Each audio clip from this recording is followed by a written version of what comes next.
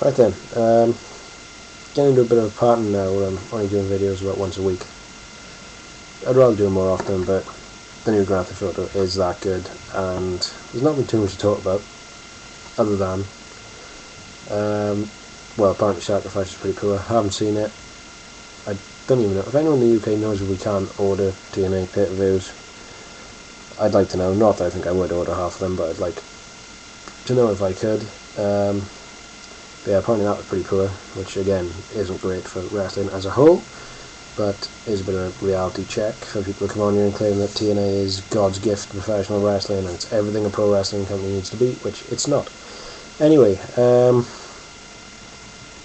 yeah, this will be that the main one I think to talk about. The only thing really to talk about is apparently the WWE now started getting YouTube to take down people's backlash reviews and stuff like that, like hours after they've gone up, and ROH Styles got his account closed for apparently nothing more than a review of Backlash. And this, coupled with the conversation I had with my mate the other day, he had seen a video from about 2003, I think, with The Undertaker, and in this interview with The Undertaker, they talk about high risk moves, and it's like they show Edge and Eddie Guerrero in a ladder match, and he says, you know, people nowadays, he thinks people have replaced psychology with high risk, and that they're doing this because they're listening to people on the internet who have never laced up a pair of boots in their life, but think they know what's best for the business and think they could fix it and whatever. So that left me thinking then, if that is true, if that is the business's point of view, what's the point?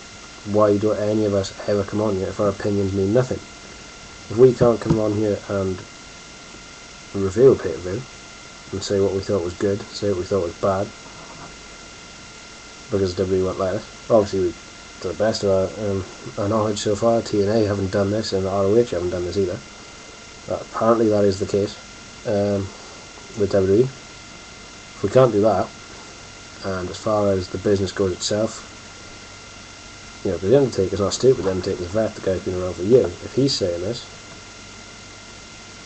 why do we bother at all? What is there for us to do? You know, are we not allowed an opinion? That was the one thing I think about this is, well, is the Undertaker saying then we're not doing an opinion? Everyone has an opinion on anything, and I think if you pay money for something, then you're entitled to your opinion. And is it 100% entirely impossible that an internet fan or any fan of pro wrestling or anything else in the world who's never done it professionally is, you know, their opinion can never be right?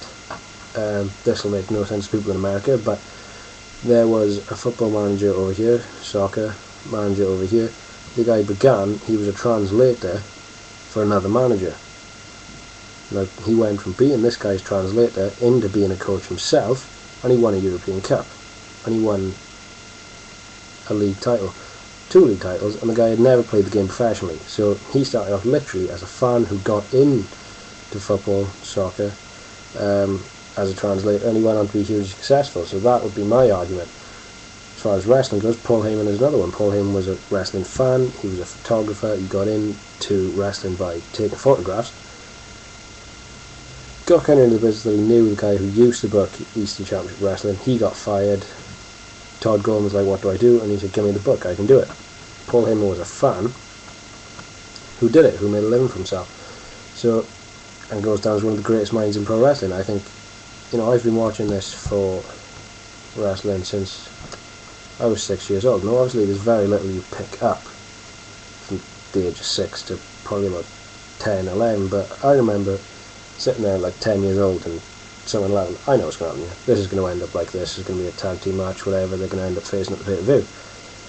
You know, you can work things out at that age and it starts coming into your head, and the more and more you watch it,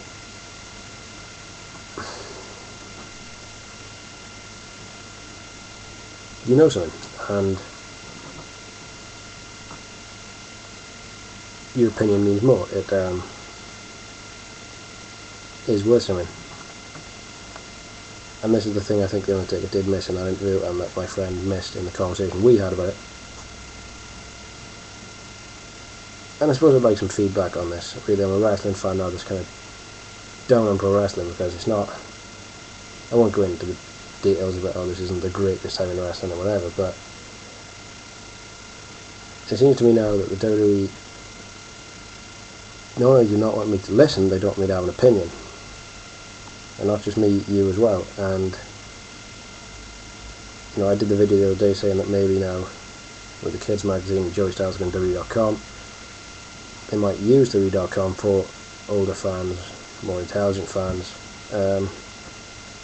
and give something back to them. They have so many different outlets now, and they have so many hours of TV and so many different people working for the company. I think they have enough outlets to entertain everyone and please the masses. Why leave there be an audience ROH and TNA to pick up? You entertain everyone, you put ROH and TNA out of business eventually. It'll happen. It's fact. Not that I want to see ROH and TNA go out of business, I'm just saying the WWE could do it. The WWE could entertain everyone and rule pro wrestling, and like they've done, and flat out crush those companies, because ROH and TNA now are surviving and thriving on the fact that there are so many things that WWE aren't doing that they can do. ROH in particular not being on national TV. There are so many things they can do that WWE are just restrained, just cannot do, or choose not to do. They do it when people are interested. So, you know, this is one thing that does annoy me about the WWE immensely. And like I said, I would like your views, because as I say, I'm a disillusioned pro wrestling fan at the minute with the way things are like that. And it's like, does our opinion mean anything? And I'd like to think that maybe True Slayer might see this video, and especially Steve DeMarco might see this video. Those two guys that come on here, I've been watching their videos for a long time, and I respect them both. I think they both talk a lot of sense. And it'll be interesting to think Steve DeMarco, an independent wrestler, a guy who is hoping to get somewhere in this business, has been in it for a while now. I think he's been in it like 8 years or something like that. So he's got an opinion. He's never made it to WWE or whatever, or TNA, but he's got an opinion. Certainly, and I'd like to know what his opinions are on people like True Slayer's opinions. Guys, been watching it 20 odd years. He's got an opinion. Now, is his opinion always wrong because he's never worked in the business? I don't think it is. I think if you took True Slayer into a board meeting of any wrestling company and discussed it with him, he's not always going to be right, but he's not always going to be wrong. That's the point I'm trying to make. And with a little bit of time in that, he might get